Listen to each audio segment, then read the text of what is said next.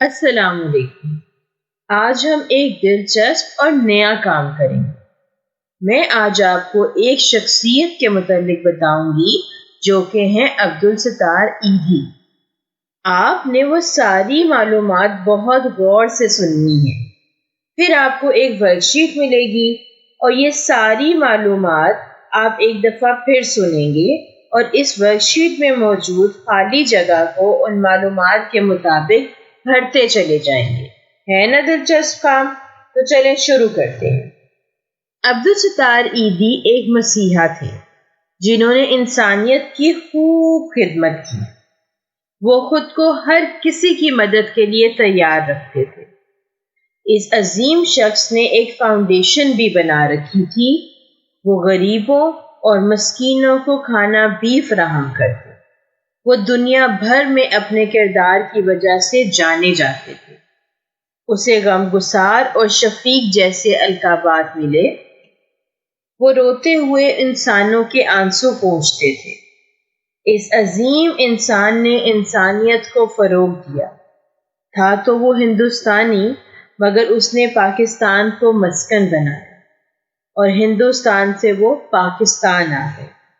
وہ پہاڑ سے بھرا دل لے کر پاکستان میں داخل ہوئے۔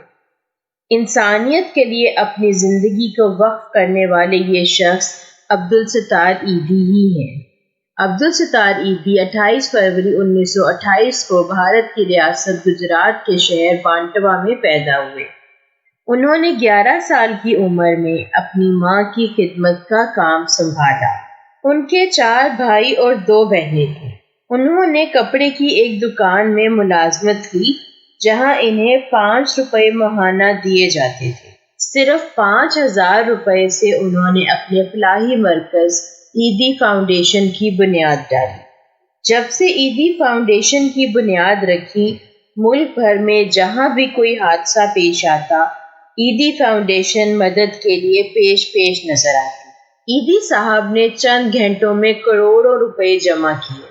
ایدھی صاحب کو 2006 میں کراچی کے معروف تعلیمی ادارے IBA کی جانب سے PhD کی اعزازی ڈگری بھی دی گئی۔ یہ ڈگری انہیں ان کے رفاعی کاموں کے اعتراف کے طور پر دی گئی۔ ایدھی صاحب کی زندگی کے 4 اصول تھے: سادگی، سچائی، خدمت اور وقت کی پابندی۔ انسانیت کی خدمت اور پاکستان کو ایک ویلفیئر اسٹیٹ کے طور پر دیکھنا ان کا ایک خواب تھا۔ کراچی سے مفت ایمبولینس سروس کا آغاز کیا اور دنیا کا سب سے بڑا ایمبولینس نیٹ ورک بنایا۔ ایدھی صاحب نے بے سہارا بے کس لوگوں کو مسکن دیا۔ عبدالستار ایدھی ایک متوسط طبقے سے تعلق رکھتے تھے، لیکن پھر بھی انہوں نے اپنی محنت اور اپنی جدوجہد سے بہت سے غریبوں کے ساتھ بہت بھلائی کی۔ علامہ اقبال نے ایدھی صاحب جیسے افراد کے لیے ہی کہا ہے: ہزاروں سال نرگس اپنی بے نوری پہ روتی ہے، بڑی مشکل سے ہوتا ہے چمن میں دیدہ ور